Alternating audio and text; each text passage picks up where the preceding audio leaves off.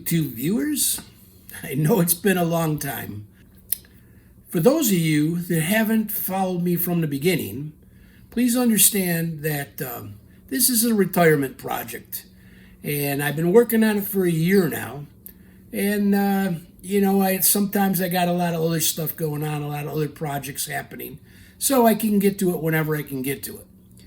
And for those of you that have been following right along, thank you. Thank you for doing that. And I'm going to give you a little update because it's starting to actually look like a tape machine now. It's starting to actually function like a tape machine.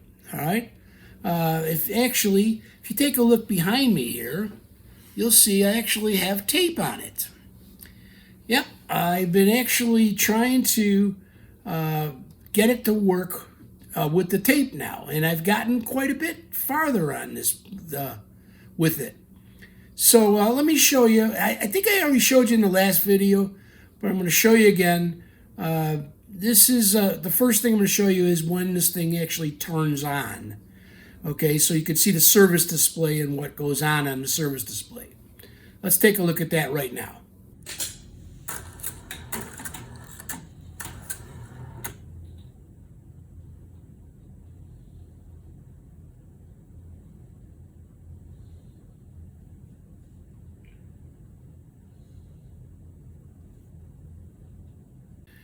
So as you can see on that, not showing any errors or nothing like that. We corrected all that in the last one.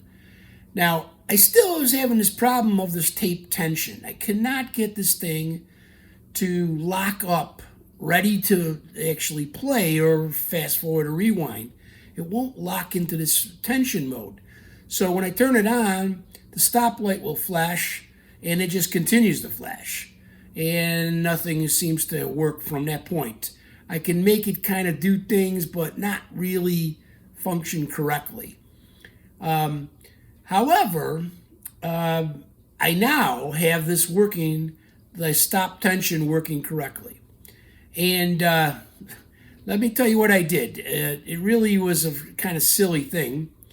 I did have the heads off because I was looking at something, so I had the whole head block off. To be able to get underneath the deck and look at different things.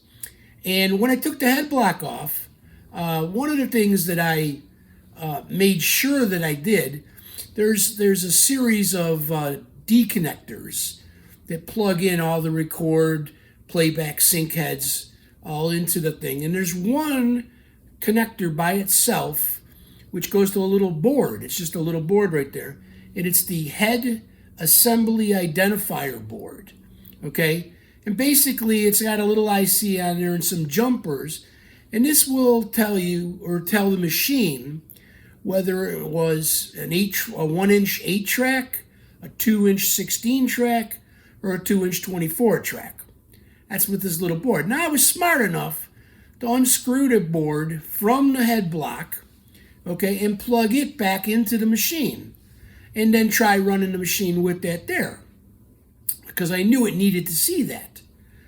However, I didn't realize that there is some other logic going on the individual playback heads or connectors and stuff that go to the the playback cards underneath the head block.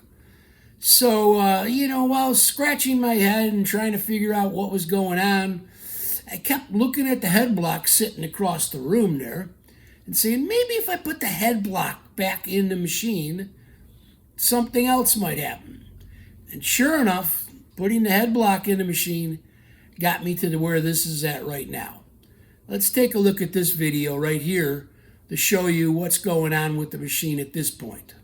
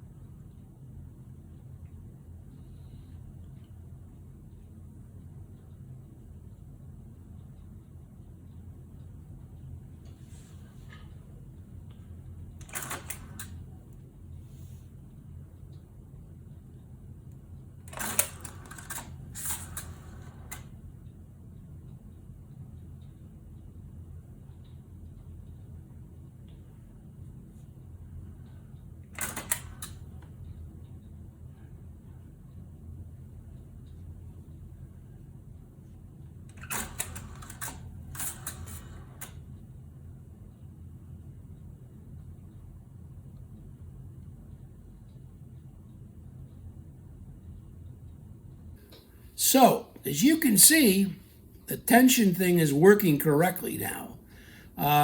And now what I got a problem is I can put it into fast forward, rewind, or play, but it doesn't stop. I can't hit the stop button to do anything. Now, I know the stop button works because you just saw it there. When I hit edit, it'll go into the edit mode, and I hit stop, it'll come back out of the edit mode. So I know the stop button is actually sending a signal down into the machine.